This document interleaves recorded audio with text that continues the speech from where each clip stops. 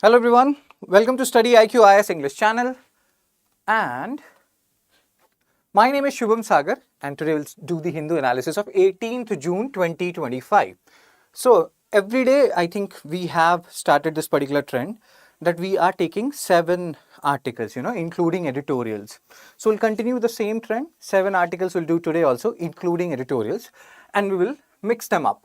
What do I mean by that? You will understand. So this is page 10 editorial. Awesome article. Awesome. Why? Because it's important from both pre as well as mains perspective. So there are certain keywords here in this particular article, editorial. See, GEM, Government E-Marketplace. First of all, let me give you an idea about what this whole article is all about, and then we will go into the intricacies of this particular article. So what used to happen earlier, government introduced this GEM, Government E-Marketplace, sometime around 2016. And around 2020, what they did was, like, different public organizations, if they are buying certain stuff, what is this government e-marketplace? This is an online portal where people will reverse bid. Reverse bid means what? Let's say I am a buyer. I am from a government entity. I have to buy certain stuff. So I will buy a stuff from a guy who is the lowest bidder. So that is the basic concept of this reverse bidding or reverse auctioning. So that used to happen in government e-marketplace, and central government, they mandated it that these public organizations, they have to buy stuff from government e-marketplace only. Now they have done away with this. Government has issued an order and they have done away with this for certain setups. Now this is seen as revolutionary in many regards. Why?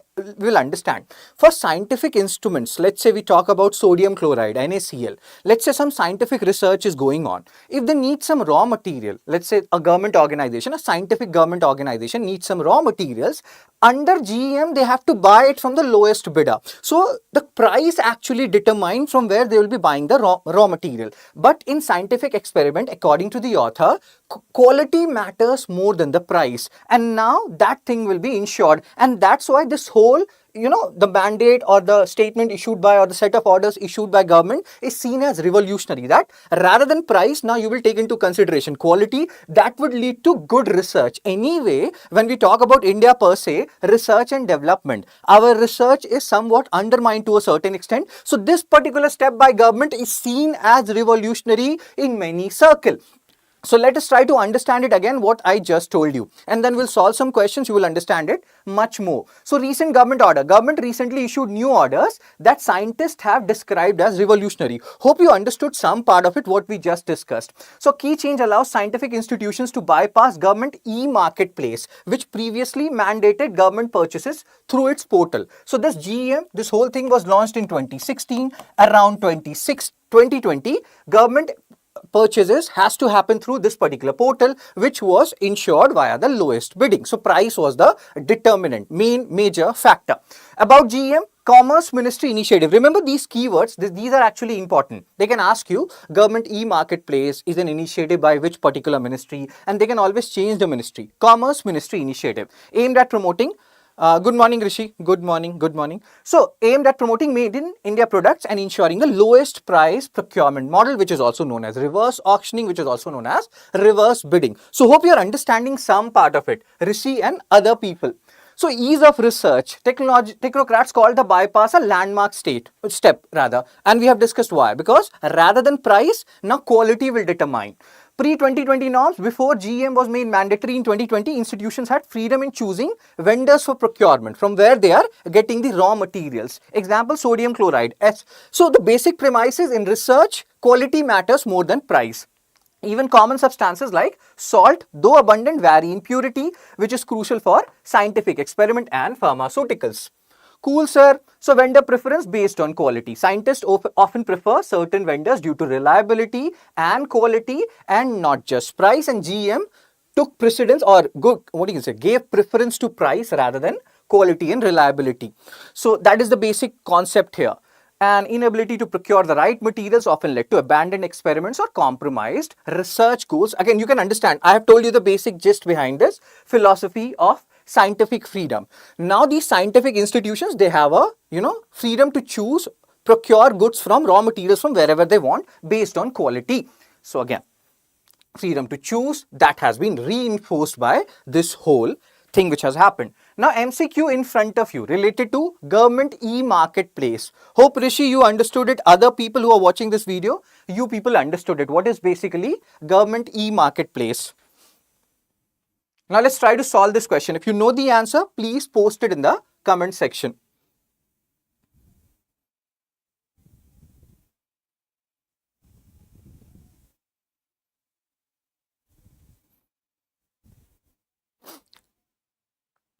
So consider the following statement regarding government e-marketplace. GEM is an online platform launched by Ministry of Science and Technology. All central government purchases must be routed through GEM since 2020. The main objective of GEM is to promote the procurement of foreign manufactured goods. Good morning, Pooja. So Ravi Verma has given the answer. Rishi has given the answer. What is the answer? So GEM is an online platform launched by Ministry of Science and Technology. We have discussed this. Government e-marketplace launched in 2016 rather. And at around 2020, it was mandated for government entities to buy things from government e-marketplace which worked on reverse auctioning. So we have talked about it, not Ministry of Science and Technology, Ministry of Commerce. So that means first statement is wrong. If first is wrong, you can eliminate A option, you can eliminate C option, you're left with B and D option. That is 2 only, 2 and 3 only. So second is all central government purchases must be routed through G. Now second, you don't need to even check if we go by option elimination. Third, main objective of GEM is to promote procurement of not foreign manufactured goods, but indigenous goods. They used to promote Make in India. So the third statement is also wrong and the answer is B2 only, and that was stated by Ravi. Cool yaar. Let's move on to MCQ 2. Why was the bypassing of GEM norms recently allowed for scientific institutions? A, to promote foreign collaborations in science. 2, or B, to allow scientists to purchase lab materials from private citizens. C, to restore autonomy in procurement of specific scientific materials and equipment. D, to reduce government spending on R&D. Good morning, Minnie.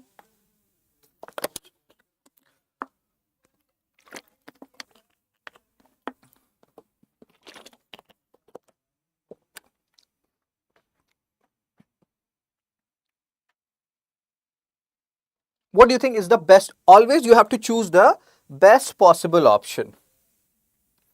What is the best possible option? Why bypassing of GEM norms have been allowed or has been allowed? So Ravi has given the answer C. So the best option is to restore autonomy in procurement of specific scientific materials and equipment. That's what we are discussing. Why this whole thing has been done. Earlier price was the criteria. Now quality is the criteria. And this is very much needed when it comes to science sector, and that's what we are discussing. So Ravi and Rishi, they have given the answer C. To restore autonomy in procurement of specific scientific materials and equipment. Now let's talk about second article of the day. Page number 8, Telangana to seek opinion of MPs on Godavari Banaka Cherla project. Again, my, Telugu friends, if I'm pronouncing the name wrong, pardon me. So here what is happening, this whole project, Godavari Banaka Cherla project, let me show you a map first and then we'll have a discussion on this. So we'll talk about all these things. So Godavari Banaka Cherla project. Now this is Godavari river, and if you see this whole red line, so this will go, and from this, like Godavari is getting connected to Krishna. What is the main purpose here? Surplus water of Godavari has to be transferred to Krishna river. And again, if you see this line also, this is Banaka Cherla. So this is the project. Hope you can understand the whole project. Transfer of surplus water from Godavari river to Krishna river. Now Telangana government is having some issue when it comes to this whole Banaka Cherla project. What particular issue they are talking about? Good morning, Mamta. They are saying that Andhra Pradesh government, they have given a go ahead to this whole project, this whole thing. But they have not they have not asked from us, they have not had a discussion with us. This is against States Reorganization Act 2014, and we are not liking what is happening here when it comes to Godavari Banaka Cherla project. Do remember the keywords here, Polavaram project, Patti Seema project, they have been already asked, or things related to them has already been asked in different exams, including UPSC. So this particular project also becomes important. Godavari Banaka Cherla, we have discussed the key aspect of it. And now why this whole thing is in news? Because Telangana government is not happy with what Andhra Pradesh government is doing, and they're like, they should take our opinion. So Telangana government will consult all members of like MPs from state before finalizing its position on the proposed Godavari Banka Cherla project. Objection, they have asked center to reject the report. There has been a report which has been sent by Andhra Pradesh government, and they are like, no, this report doesn't matter because they have not taken our consideration and will be also impacted if surplus water of Godavari river is transferred to or is given to Krishna river. In that scenario, Telangana will also be impacted. So we should have been consulted earlier.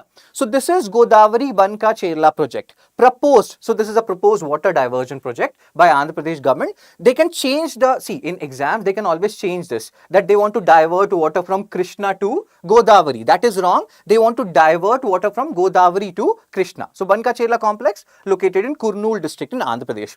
Purpose to meet irrigation and drinking water needs. This you can always say. Reduce dependency on Krishna river, which has lesser water compared to Godavari river, by utilizing the surplus water of Godavari river. So these are some key aspects of this Godavari Banka Cherla project. Do remember it. Very important, very critical.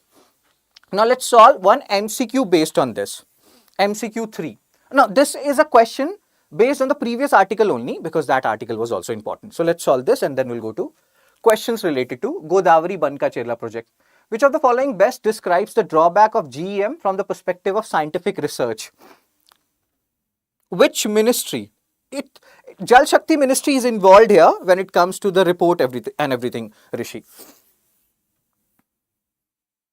Good morning, Shashmita.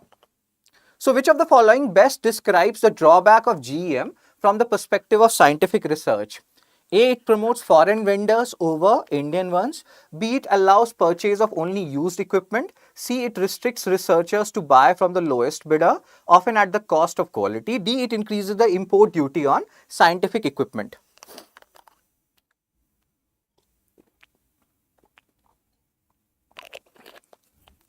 So this is about government e-marketplace, and where we have seen government has relaxed provisions related to GEM. Ravi has given the answer. The answer is it restricts researchers to buy from lowest bidder, often at the cost of quality. People who have joined late or who are watching it late, they can go back to the first article. They will understand what we are discussing here. Cool, sir. Now let's come to MCQ 4 related to this Godavari Banka Cherla project. What is the primary reason Telangana opposes the Godavari Banka Cherla project? A, it reduces hydroelectric generation capacity in Telangana. B, it diverts Godavari water without Telangana's consent, violating the Reorganization Act. C, it provides water to Telangana's northern districts, which are already water rich. D, it threatens to flood Hyderabad city. Do write for which question you are saying C, D and this, like Pooja, Mini, Rishi. Is this a C for MCQ 4 or is this a C for MCQ 3, the earlier one?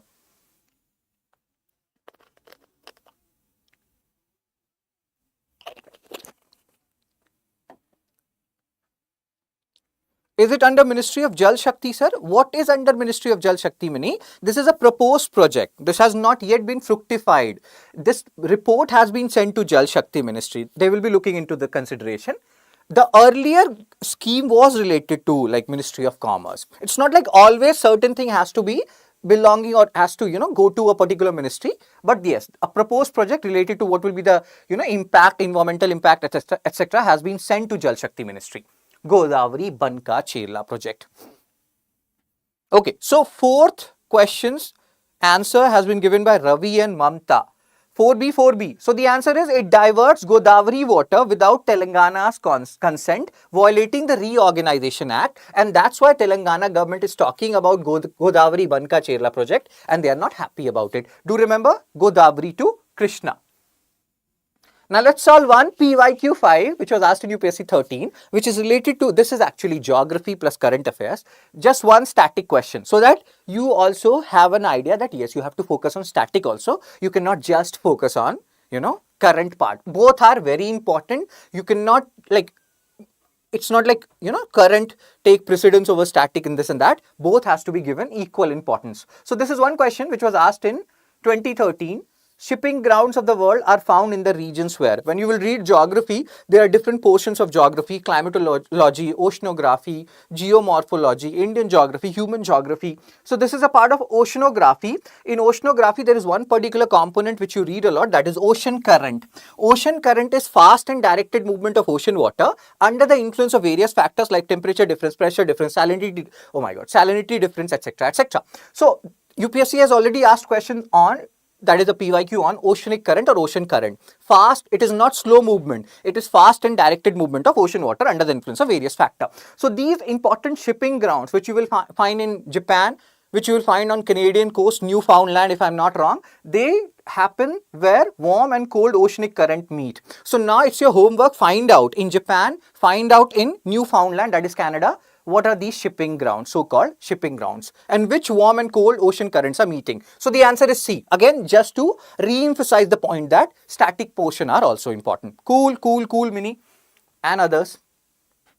So PYQ 5, nobody answered because again, that's a static question. Now, third article of the day, this is related to Cotton Corporation of India. See, what happens when you see CCI, you may feel like Competition Commission of India, this and that, but this is Cotton Corporation of India. So Cotton Corporation of India buy 100 lakh bales of cotton at MSP, minimum support price. So there are certain keywords here. Why they are buying 100 lakh, now bale is a unit for measurement of cotton. Why they are buying 100 lakh bales of cotton at MSP? What is the reason behind it? So the reason is, cotton is generally, like cotton as a raw material will be bought by cotton mill owners, right? But the demand for cotton in cotton mills is lesser. Why? Because the domestic cotton price is comparatively higher than the foreign cotton raw material which is coming. Now to counter that thing, government has imposed a certain amount of import duty on the cotton which is coming from outside. Even then, the foreign cotton is, as a raw material, is 1 or 2% cheaper than Indian cotton, and that's why cotton mill owners, they are not buying cotton from our farmers. Now in that scenario, CCI comes into picture. This Cotton Corporation of India was established in 1970. And the headquarters is in Navi Bombay. And now their work is, if let's say these farmers, their cottons are not bought by cotton mill owners, then they will buy it. CCI will buy it at MSP, minimum, support price. So all these things are going on, and many people feel like if this continues, then it will put too much pressure on CCI, on Cotton Corporation of India. So let's try to understand this whole issue. Cotton procurement by CCI, Cotton Corporation of India, they have procured nearly 100 lakh bales of cotton at MSP during the current cotton season. Out of this, 35 lakh, again, these are just data. You can understand here. The basic rationale is, why is Cotton Corporation of India buying such huge amount of cotton? Because domestic cotton prices higher than the foreign cotton which is coming to India, even after imposing import duty on that foreign cotton. So procurement infrastructure, CCI opened over 500 procurement centers in cotton growing areas. Hope you understood the basic part of it, what this issue is all about. And I've told you when was Cotton Corporation of India formed. These are important because UPSC has asked questions on tea board, coffee board. So do remember CCI also. Market conditions and future outlook. Low demand from textile mills has led to higher government procurement, and that's why CCI is procuring. If this situations continue, CCI may need to purchase more cotton in the next season as well, which does not augur well for government if this thing happens again. Financial impact, total MSP outgo this year was 37,500 crore, and that is actually a huge number. 8% hike in MSP, even then the financial burden on is, like they are saying that next year the financial burden is expected to rise further if the demand for cotton in domestic market doesn't increase. And if that has to happen, maybe they have to import, or they have to impose rather more import duty on the foreign cotton. So let's see how this whole thing pans out. Now because of all these scenarios, what has happened is, because our domestic cotton is expensive, and because cotton mill owners, they are not buying much cotton, and even then if they are buying stuff, they are buying expensive cotton because of the import duty which is imposed on foreign cotton. So our cotton textile is expensive, and that's why they are in low demand outside as well. So this is a whole. Can I get the PDF on this? Yes, Pooja, you can get a PDF on this. So there is a Telegram channel of mine. You can join that particular Telegram channel where we are 18. So this is the Telegram channel. When you will go there, Fun Study with Shubh, you can join this Telegram family of mine. And at the end of the lecture, once this lecture is done, by today evening, I will share this particular PDF in this Telegram channel, Fun Study with Shub. Okay, let's come back to what we were discussing earlier. So we were, where were we? So we are talking about this whole cotton procurement. What is the whole issue? Why the domestic demand is low, and to counter that, what government is doing. So surge in cotton import, again, let's have a look at it. So again, we have discussed this, and this is what they are saying. Cotton import, cotton from outside, raw cotton from outside is coming to India. Why? Because foreign cotton is cheaper than the domestic cotton.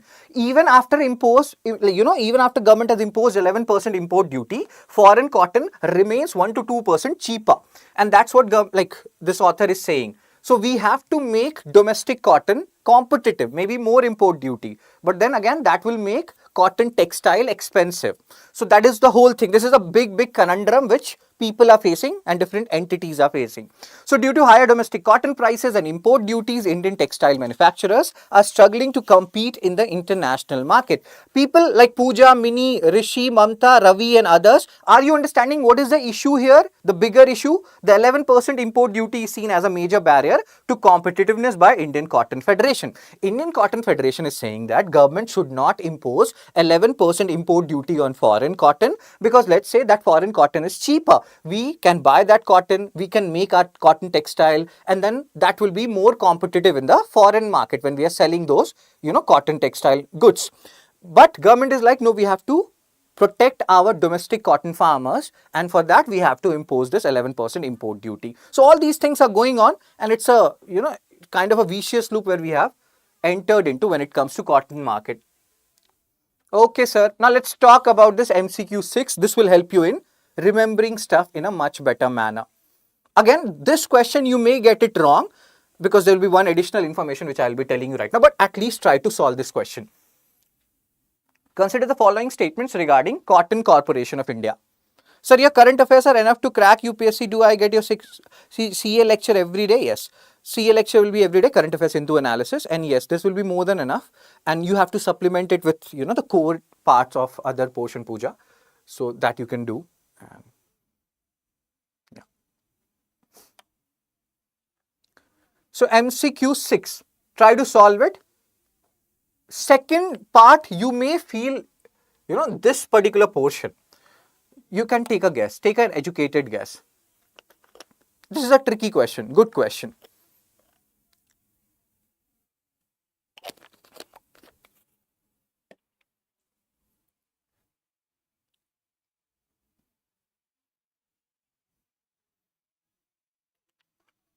So CCI was established to ensure minimum support price operations in cotton sector. Correct. If first is correct, eliminate B option. It functions under Ministry of Agriculture and Farmers Welfare. This is wrong. It functions under Ministry of Textiles, Cotton Corporation of India. So second statement is wrong. If second is wrong, you don't have to go anywhere. You can eliminate A, B and D and you will be left with C, 1 and 3 only. So first and third statement are correct. The answer is C, 1 and 3 only. PYQ 7. Now again, this is related to cotton, related to history as well. Static question. Let's try to solve it. If you are able to solve it, awesome.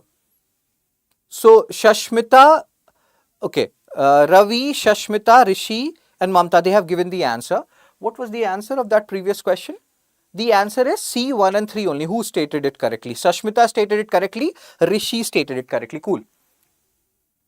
And well tried, Ravi, and Mini has also stated the answer, and Mamta. Good morning, Mithun Patel. Mithun sir, have a wonderful day, all my family from. Okay. So PYQ 7 related to Indus Valley civilization.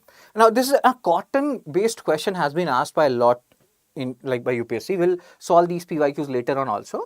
So there was one question also, which of the following crops were introduced from New World to Old World. So we'll see those questions. So this is a question related to Indus Valley civilization also. When you will read history, you will read about Indus Valley civilization, and they practice something known as animism, worship of trees and stones. So yes, they were a secular civilization. You have evidences of male goddess, female goddess. So first statement is correct. If first is correct, one only and neither is out of the picture, you are left with A and C. During this period, cotton was used for manufacturing textile. Yes, cotton and wheat cultivation is very old. In fact, around 3000, 4000 BCE, even earlier than that, you find evidence of cotton and wheat cultivation in the area around Mehergarh, which was in Baluchistan province. And 16 kilometers away from Mehergarh, approximately 16 kilometers away from Mehergarh, you have a site called Naushado. So there also this cotton and wheat cultivation happened. So yes, cotton was used for manufacturing textile in India during IVC. So second statement is also correct. The answer is C, both 1 and 2. So again, these kind of questions, why we are reading about it? Because we talked about Cotton Corporation of India. We talked about cotton. So we solved a PYQ related to cotton, which also connected it with history. So these things happen. Cool, sir. Cool. Shashmita tried it. Ravi tried it. Cool, yeah. Rishi also tried it. Awesome. And Shashmita got it correct in the second attempt. Ravi got it correct in the first attempt. Mini also tried it. Cool. Now, I don't know. I think this is the fourth article of the day on page number 11, opinion, the third nuclear age. So, Priyanjali Malik, good ma'am, good looking ma'am. So, she's the author of India's Nuclear Debate, Exceptionalism and the Bomb. She has written this third nuclear age. What is this third nuclear age we are going through? No issues, Mamta. That's totally fine. So, first nuclear age was a period when Cold War was going on and they were mad. Ma'am is saying, if ma'am is saying, obviously she's correct, you know. So, mad. So, first nuclear age was the age of mad. Mad means, so mad is Cold War period, mutually assured destruction. When USA, USSR, they were fighting, they were making more and more bombs, all these things. So, after the Cold War period, after 1991 till early 2010s, that was the period of second nuclear age, where people started thinking about, you know, non-proliferation. NPT, non-proliferation treaty became important, and they are like, we should go for net zero. Net zero means nuclear disarmament should happen. All of us should destroy our nuclear weapon. So that was the period of second nuclear age between 1991 and 2010s. Right, let's bloom with me 07. And now we are going through the third nuclear age according to Priyanjali Malik ma'am. That started from mid 2010 going on right now. India-Pakistan war happened. Nuclear talks started happening. USA, USSR. So in this 2010, when the second nuclear age was ending, around 2010, USA and Russia, they did a treaty called as New START Treaty. Strategic Arms Reduction Treaty. It was in news. And it will be ending by 2026, where they talked about reducing nuclear, you know, weapons, etc., etc. So there is no clear sign now that they will be, you know, what they will be doing, whether they'll be renegotiating it or not. It is ending in 2026. So now currently we are going to third nuclear age, where again the matter has become very charged. So you can even compare it with science crest, trough crest, kind of a thing. So first nuclear age, everybody was hypercharged, Cold War period, USA, USSR. Second, from 1991 to 2010, where people were like nuclear disarmament, NPT, this and that. And now again, we have reached the third nuclear age, where India, Pakistan, USA, you know, Russia, Ukraine, China, everybody is all like, we will make more nuclear weapons, this and that. France is talking about sharing nuclear weapon in European countries, NATO countries. Then Russia has stationed their nuclear arms in Belarus. So all these things are going on, and we are entering into third nuclear age. Oh my God. So introduction to third nuclear age. That's what madam is saying. Israel's bombing of Iran violates diplomatic norms, NPT, everything, but nobody cares because Israel got, you know, US sanction and US support. And we'll talk about Israel separately as well. So this is the evolution of nuclear age. First nuclear, second nuclear, Cold War era, US-USSR rivalry, do remember MAD, mutually assured destruction, and then culminated in arms control agreement like New START Treaty. This happened. This also, you know, converged with the second nuclear age. Post-Cold War, after 1991 to early 2010s, where they talked about global zero, not net zero, global zero. Global zero means we will all destroy our nuclear weapons and will remain in peaceful scenarios. You know, we are not thinking about mad and this and that. So despite rhetoric, nuclear modernization programs began, nuclear use was still considered unacceptable. And now we have entered into the third nuclear age, where we have again reached the crest. China's nuclear expansion, worsening US-Russia-West relation, Russia's nuclear threats in Ukraine war, and we have talked about it. Russia has even stationed their nuclear arms in Belarus. And there is an arrangement in NATO also, nuclear sharing. USA has like stationed some of their nuclear warheads in some European countries, West European countries, and in return now Russia has stationed their nuclear warhead in Belarus. France has entered into picture in this nuclear sharing, and they are like, we will also support the other countries. We can station our nuclear warheads in some European countries. So all these things are going on. Third nuclear age. US support for NATO, prompting European countries to reconsider their deterrence strategy. India-Pakistan tension. Many people were like, we were on the verge of a nuclear war. So all these things are going. Past is getting repeated. Exactly, Mamta. Very sad reality. So do remember, just like when we talk about industrial revolution, we are going through fourth industrial revolution. Remember, and if you know what the previous three industrial revolutions were all about, similarly remember these three nuclear ages. So US and Russia, they are modernizing. New START treaty, this is a PYQ signed around 2010, ending in 2026. Britain is reconsidering nuclear capabilities. We have talked about France, and this is the point we are talking about. This is important from prelims perspective also. Places in news, they can ask you, Russia has stationed tactical nukes in which particular country? So it becomes very important. Oh my God. Okay. So conclusion is, madam is saying, the shift in global power, declining trust in international. Again, you can read all these things we have just discussed. This is the crest to crest part, the upward trajectory of countries again going into a race to make nuclear weapons. Self-inflicted phase of nuclear insecurity and instability. Oh my God.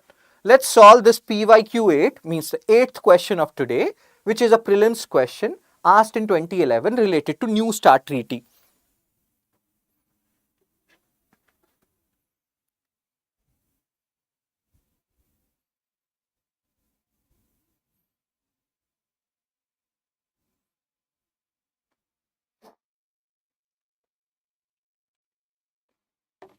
So New START treaty was in the news. What is this treaty? Bilateral strategic nuclear arms reduction treaty between US and Russian Federation.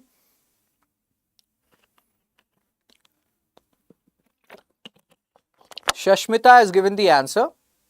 A. It is a bilateral strategic nuclear arms reduction treaty between US and Russian Federation. START. Strategic Arms Reduction Treaty. START. So the answer is A, as stated by Shashmita. Very good, Shashmita. Shashmita is anywhere. Good girl. Now next article of the day. Page number 8. Kerala High Court bans single-use plastic in hilly areas, hotels. Even earlier, central government, they banned selected single-use plastic. Single-use plastic is what? Like small plastic bottles, we are taking example, which has to be used only once and then discarded. So you can see here wild elephants eating plastic from a dumping yard at Kellar, and that's what Kerala High Court has done. Kerala High Court, we have talked about it in the previous Hindu lectures as well, where we have talked about articles 73 of Indian Constitution, section 13 of Disaster Management Act. So it is currently very active, Kerala High Court. Okay, sir. And again, there is you can see here, concerned over pollution, and this whole thing will be effective from October 2, Gandhi Jayanti, because Gandhiji also believed in cleanliness. Cleanliness is next to godliness. So they have ordered a ban on single-use plastic, and they have talked about certain things. In certain regions it has been banned. It's not like it has been banned in whole of Kerala. See, plastic water bottles less than 5 litre, you can see this thing. Ban also applies to official government functions. Environmental impact, plastic waste disposal poses a serious threat to all life forms. Again, whenever we talk about these things, we make this particular diagram and we talk about economic development, tourism, ecology. They are also putting a pressure on our ecological carrying capacity. What is the basic meaning of ecological carrying capacity? You go to a particular area, ecology, how much they can carry, flora and fauna. When we go to different tourist places, we put a limit on their flora and fauna. If we exceed that ecological carrying capacity, different kind of catastrophe happens. And when you do these kind of pollution, etc., you are expediting the whole process, where you are threatening the environmental conservation, and maybe you will reach sooner the ecological carrying capacity of that region. So we shouldn't be breaching that ecological carrying capacity. Hope I'm making some sense. UPSC has asked mains questions also on ecological carrying capacity. So economic development at one end, environmental conservation at other end, people believe that. But you have to say that no sir, they also meet at a midpoint, and that particular midpoint is known as, what is it known as? We have talked about it multiple number of times. Pooja, Ravi, Rishi, Anusha, Mamta, Shashmita. Very good here, Anusha. You have also given the correct answer. Let's bloom. That particular midpoint is known as sustainable development. And in a way, you can say that Kerala High Court, by banning single-use plastic in certain touristy regions, if that is a word, They are promoting the so-called sustainable development. Cool, sir. So this is from like mains perspective. Provision of drinking water, again, you can see all these things. Water should be supplied in glass or stainless steel bottles rather than plastic. So we should get rid of plastic. See who is saying. Okay, but yeah, I should practice what I preach. State government and local bodies must prevent plastic dumping, awareness campaign. Just remember, they can ask you this in simple question, which particular state government they have banned it in, the hilly areas, etc. Just remember, Kerala High Court, they have done this. MCQ 9. Now, this is a question based on the previous article which we have done. So, try to think, and this way, it's not like you have just read an article and solved an MCQ. So, think what is global zero? SDG, Sustainable Development Goal. Where are you from, Shashmita? Are you from Bengal? I think you are from Delhi, based on the previous discussion which we had.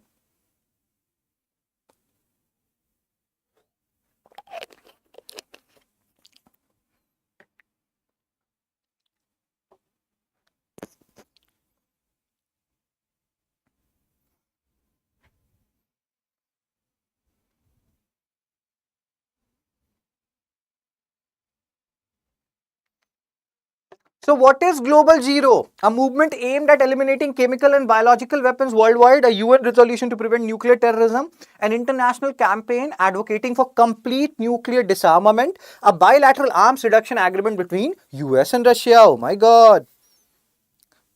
As Sashmita is saying, the answer is, and Ravi is also saying, Mini has also tried it. Odisha, I know it, Odisha. I was about to say Odisha. So yes, Global Zero is an international campaign advocating for complete nuclear disarmament. C is the answer. Anusha, Rishi, C. Global Zero means let's all of us come together, destroy all our nuclear weapons. France has around 290 nuclear weapons, 290 nuclear warheads. According to new data by SIPRI, India has around 180 nuclear warheads. So let's eliminate 180, 190. Let's just end all, destroy all of them together so that nobody has nuclear weapon and nobody does nuclear posturing. Page number 12, this is an article which published what is Netanyahu's end game in Iran. So whatever things are happening in Iran, what is the basic purpose behind it? What is the end game? Where is this going to end? Will they annihilate each other, Israel and Iran? What will be the impact? So let's talk about it. Before we talk about this thing, there is one basic thing which you need to understand. Why Israel and Iran has such hostile relationship? In 1979, there was an Islamic revolution which happened in Iran. Before that Islamic revolution, Israel and Iran, they had good relationship. But after that Islamic revolution which happened in Iran, they had two major enemies after that, US and Israel, because US and Israel, they are like two body, one soul. So they were like, no, we are Shia Islam and they are Jewish people. Like there were those religious connotation elements as well. And they became arch enemies after 1979. This is not the only reason. The other reason is Iran is very, very smart. They don't directly sponsor different actors. They sponsor non-state actors. Like there is Hezbollah, which is active in West Asia. There is Hamas, which is active in West Asia. And these Hezbollah, Hamas, they create a lot of issues for Israel. So the more stronger Iran becomes, the more problematic Hezbollah, Hamas will become for Israel. And that's why Israel is doing what they are doing, because they feel like Iran has reached its, uranium enrichment capacity beyond civilian use, and now they can make these nuclear bombs. So we have talked about all these things earlier. Now the point is, where is this going to end? What is happening? So people are saying that, see, casualties are happening on both sides. Iran is majorly impacted. There are like different data I will show you. And there are certain things which we need to understand from map.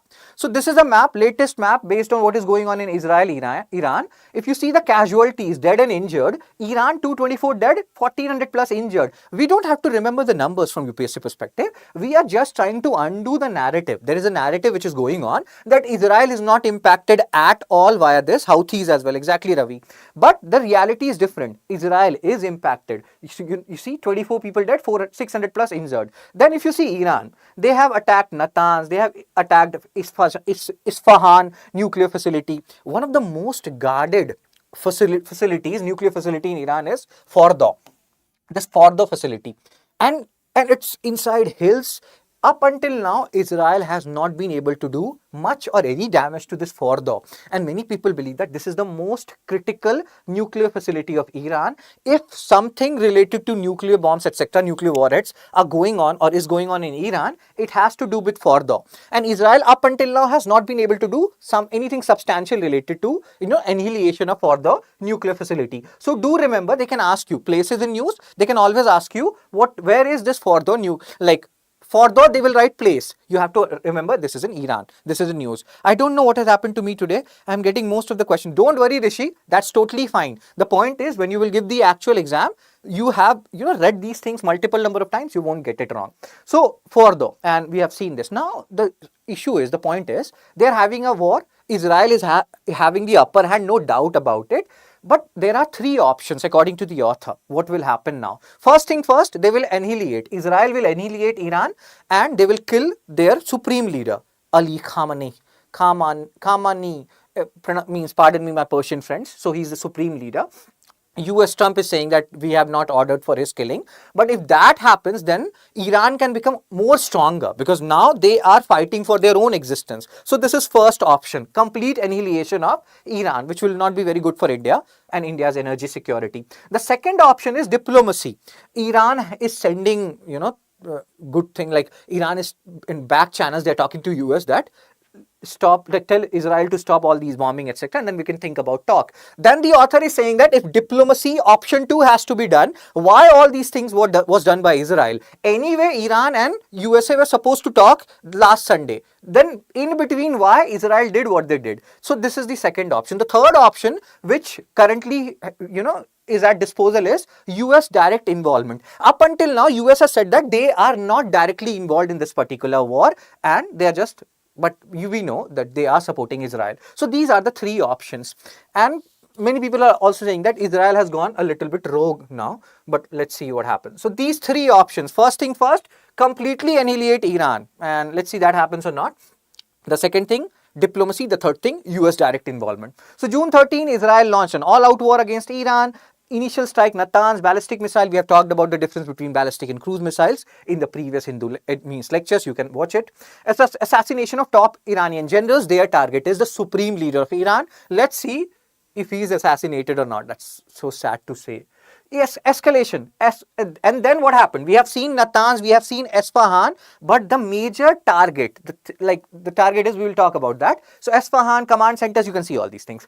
Iran's retaliation, Iran also fired 400 missiles. We have seen who has suffered more. Iran has suffered more. Oil refinery in Haifa, research institute. Despite Israel dominance in the air, Iran continues to strike back effectively. So it's not like nil suffering for Israel. We have seen they are also suffering.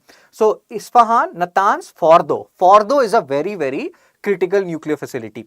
If Israel controls Fordo or annihilates Fordo and completely dismantle it, then you can say that they are getting closer and closer to this particular, the victory in this particular war. So let's see what happens to Fordo. So IAEA reported, International Atomic Energy Agency, which in a way is responsible for starting this whole war, because they, for the first time in 20 years, if you go back to our previous Hindu analysis, they said that Iran has enriched uranium beyond civilian use purpose and they are capable of making, 10 plus nuclear weapons in 15 days or something. So severe damage to above ground Natanz facility, underground enrichment hall, not direct. Again, Isfahan facility. Now, focus here. Fordo plant, most fortified site of Iran. Anything most is very important. This is the most fortified site. Where it is located? Iran. Largely unharmed. So keep a track on this Fordo plant and what happens to this. Israel's limitation, Iranian missile strikes have not been reduced. Casualties, 24 dead in Israel. Ben Gurion airport, they have been closed. So the basic premise is, yes, Israel is also getting impacted. And then from Main's perspective, what are the different options which are available? State collapse, regime change. Netanyahu hinted at assassinating Khamenei or Khamenei. Again, my Persian friend, pardon me for the pronunciation part, he's the supreme leader of Iran. That is what he is saying or hinting. Trump is saying, no, we are not thinking about that. But again, US is not directly involved also up until now, according to official sources.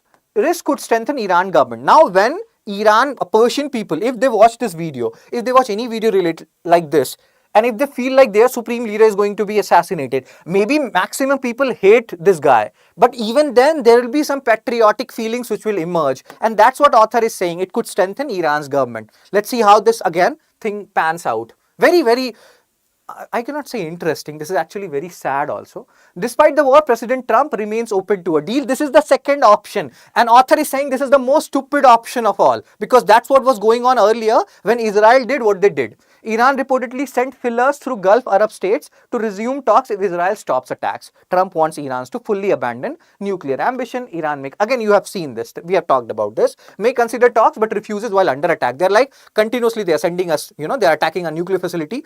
Tell Israel to stop first. If diplomacy was the goal, author is asking, why start the war just before the next round of talks was supposed to happen between US and Iran in the previous Sunday in Oman? We have talked about this. So again, option 2 is basically not an option on how things are panning out. Option 1 and 3. 3 is US involvement, direct involvement. Trump is claiming non-involvement, but we know he is involved some way or the other. Israel receives a green light from US, says officials, and you can see here, Israel is like, we need US support if we want to fully destroy Iran's nuclear program and all these things. Shrink Russia. Now, what will happen? Let's say Israel completely annihilate Iran. Israel kills supreme leader of Iran, Khamenei. Then what will happen? Russia and China influence will reduce. Israel will become a major political player. They are already a political player. Yes, means USA's direct and indirect influence will increase further in West Asia. So what do you think? Should this happen? Should, Iran be annihilated? Sometimes I feel like I should make a video separately on has Israel gone rogue or what? Like Shah Rukh Khan went rogue in Jawan or Pathan or some movie. Okay. So conclusion, as the war intensifies, both sides suffer losses. Again, you can see this. Israel long-term goals remain unclear. So the author, if you see this particular opinion, so what was the name of this title of this particular article? The title was what is Netanyahu's end game in Iran? And author at the end is saying that we don't know. We don't know. We are as confused as you people are. There are 3 options available on the plate. Either of these 3 options will happen, but long-term goals still remain unclear. God knows why Israel did what they did. The major point is they did it because US was supporting them, and they know nothing will happen to them because US supports them, directly or indirectly. Let's solve MCQ 10. No, Iran should not be annihilated. I also feel the same, Shashmita. I feel like I should make a video on this today. What is Israel's end game in Iran?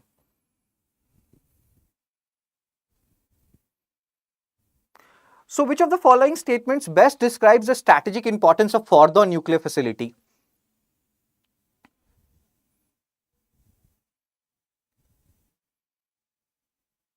It may lead to global instability. Exactly, Shashmita. I totally agree with you.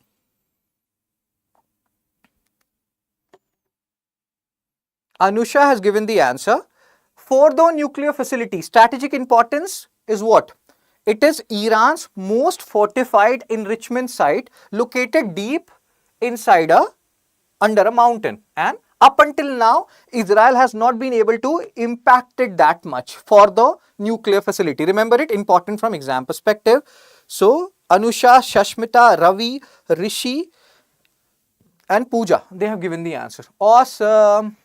Now, science article published on page number 22, Science 2. What is synthetic aperture radar?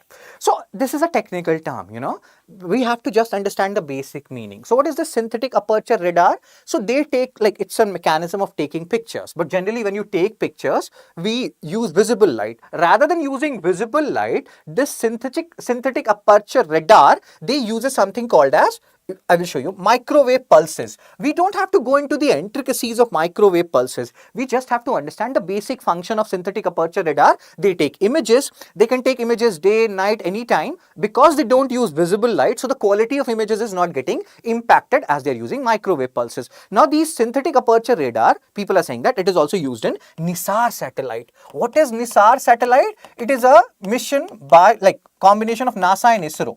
NASA and ISRO, they are combining for this particular mission, which in a way is an Earth, remote sensing mission, which will be, this NISAR mission will be observing Earth's land and ice spaces. They will be taking images of it using this SAR, synthetic aperture radar. So there are certain terms which we have to understand. We don't need to do PhD here in this particular article.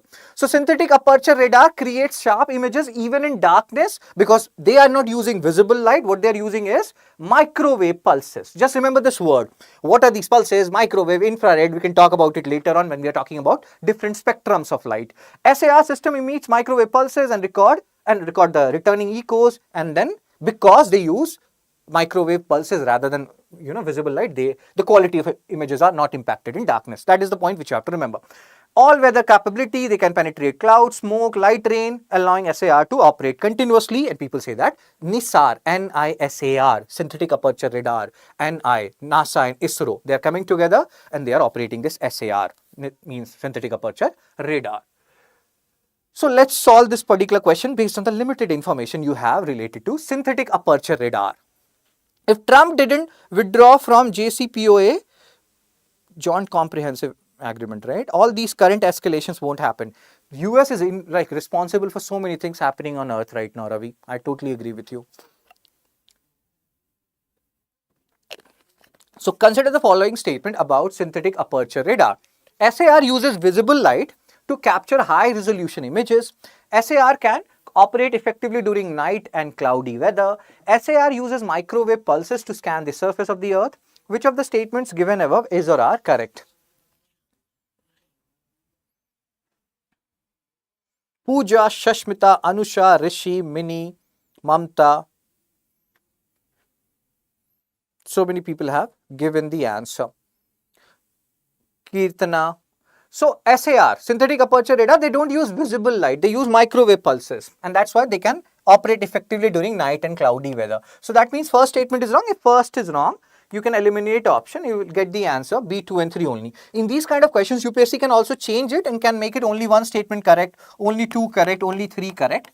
So they can make it like this, and I think in the future classes I will include these kind of questions also. Only 1, only 2 statements correct, only 3 correct, only 3 all 3 correct. MCQ 12, NISAR mission recently in news is a collaboration between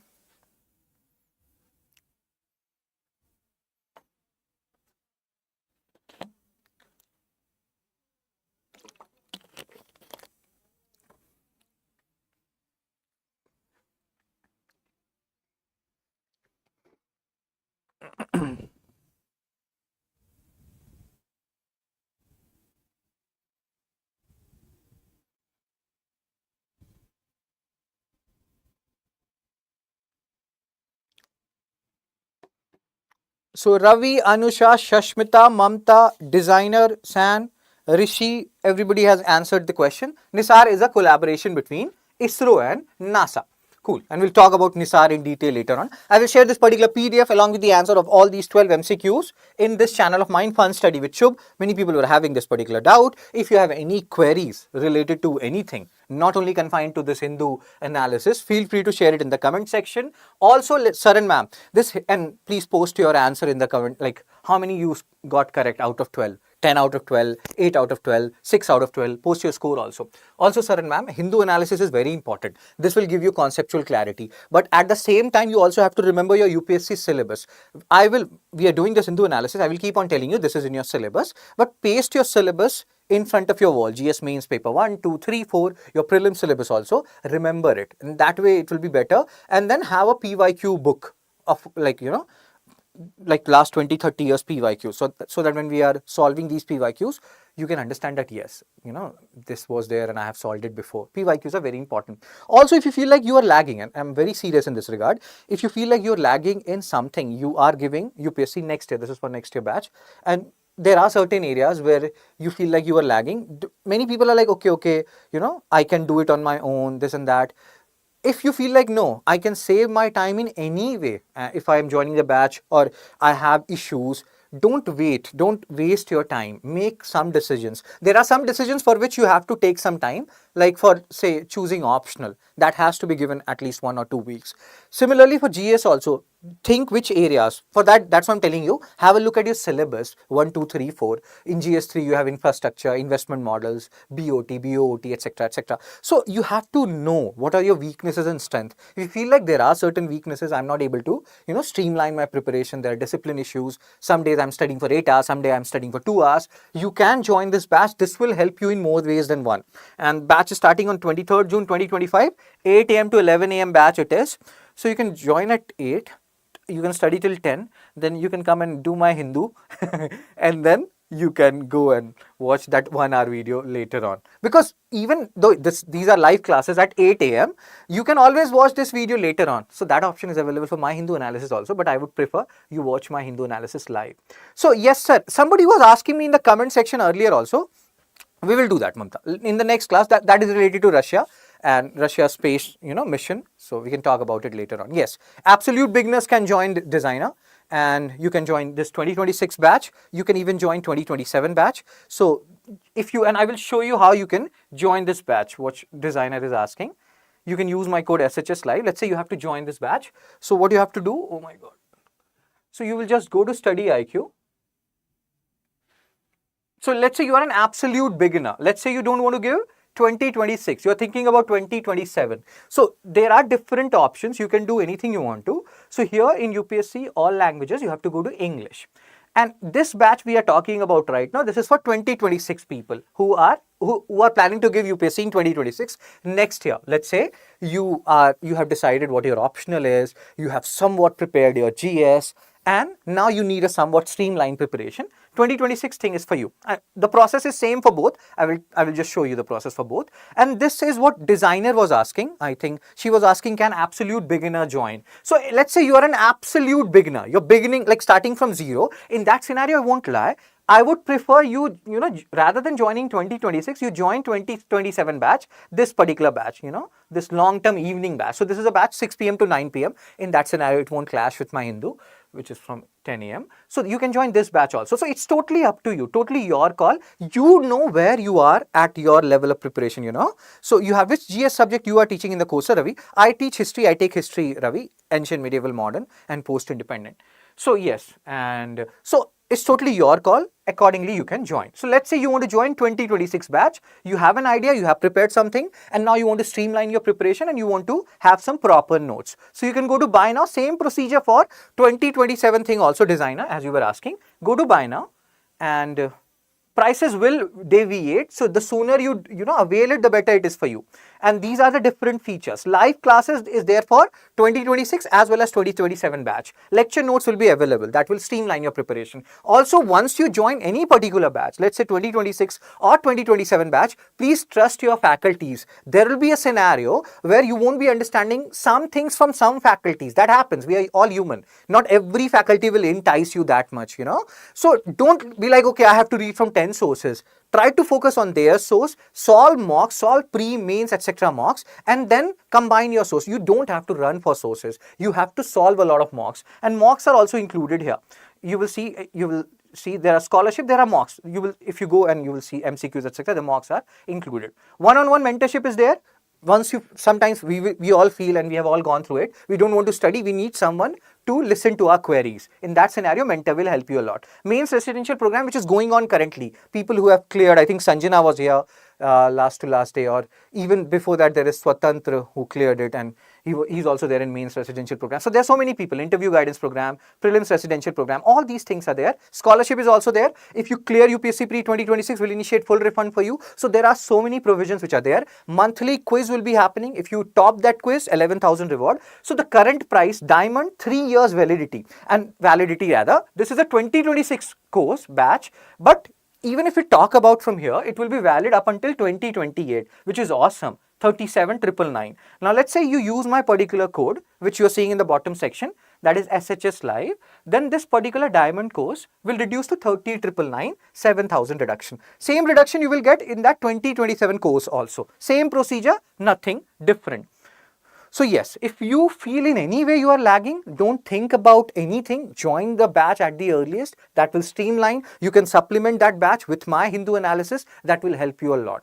And yeah, everything will be systematic in nature. You don't have to think much about other stuff. So any other queries, sir and ma'am, which you have to ask, or I'll be go gone then? Thank you, Ravi. Any other queries? I think I answered the query of designer that yes, beginners can join. And cool. So that's it from me then. I will see you people tomorrow, and take care. Be blessed. Tata. Bye bye. Sir, are you from Kolkata? Oh my God, Sanjana is here only. My family is currently in Kolkata, Sanjana. So, yes, they are in Newtown area. That is not exactly Kolkata. That is the NCR of Kolkata. Just like you have Delhi NCR. So, yeah. Year-long timetable is not available for long-term batch. Just write it. There is a number also, Ravi. Year-long timetable, right? So, if you see this, I will also convey this particular grievance. And if I go back here, there is a number. See, for queries, please call on 9240231070. You call on that particular number. You just, verbose your query that sir and ma'am, year-long timetable is not there. I watched Shubham sir's Hindus analysis, and there he talked about this. Please give me the answer of this question. He will tell you. He or she will give you every answer. Don't worry about it. So, hope I answered your query, Sanjana. Hope your mains preparation is going on well, and kill it. Make us all proud. Tikashe. So, I think that's it for. I have been to Newtown, sir. Very good, Shashmita. So, there is Sapuji Palanji complex. In front of that Sapuji Palanji, there is Elita Garden Vista. There we live right now. So, yeah. Cool. So, thank you everyone. And that's it from me. Newtown is comparatively well structured as compared to old Kolkata. Old Kolkata is little haphazard, just like old Delhi, and you talk about Noida and Gurgaon. Fine, sir, but yes, Kolkata is very hot and humid. Okay, sir and ma'am. Then I am go on now. I will see you people tomorrow morning. Take care. Be blessed. Tata. Bye bye.